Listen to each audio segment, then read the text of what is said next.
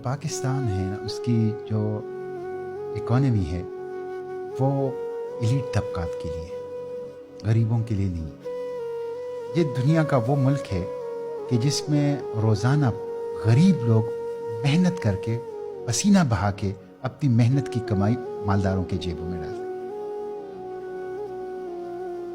1% republic, privilege class کا ملک، اشرافیہ کے نام پر بدماشیہ کا ملک یہ پاکستان. آپ 17.4 ارب ڈالر UNDP کہتا ہے کہ ہمارے جو ایلیٹ کلاس ہے وہ پریویلیجز میں، ٹیکس کنسیشنز میں، ٹیکس ایویژن میں، گرانٹس میں اور سبسڈیز میں لیتے ہیں. 17.4 ارب ڈالر، 50% بجٹ ہے پاکستان کا. اور یہ کون لے رہا ہے؟ 10 طبقات ہیں، جس میں سے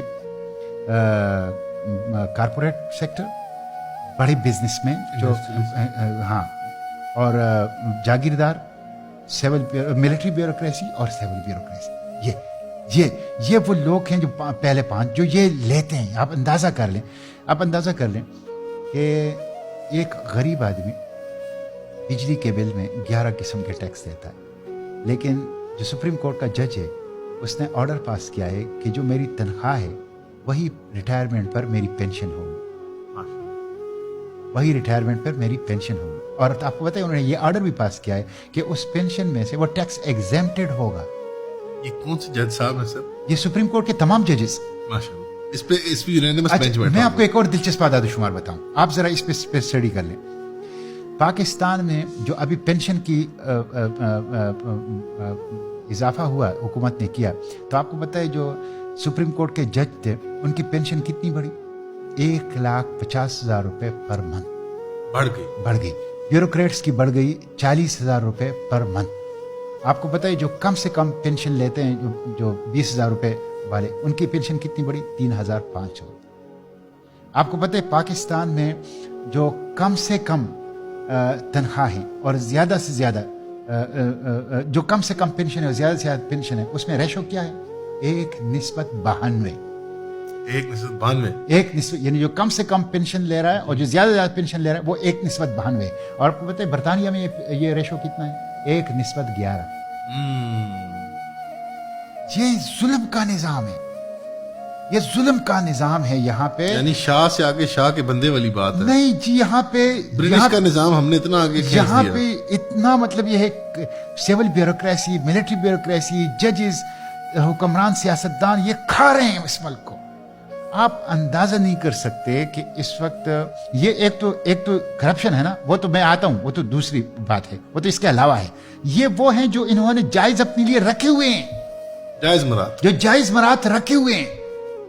آپ اندازہ کر لیں کہ ابھی اس دن میں نے سینٹ میں یہ ایشو اٹھایا تھا، 200 ریٹائرڈ افسران ایسے ہیں سیول ملٹری بیوروکریسی کے کہ جو بیرون ملک ہیں، ریٹائرمنٹ کے بعد بیرون ملک گئے ہیں، اور جنہوں نے کہا ہے کہ ہمیں ڈالروں میں پینشن دی جائے، ان کو ڈالروں میں پینشن دی جاتی ہے.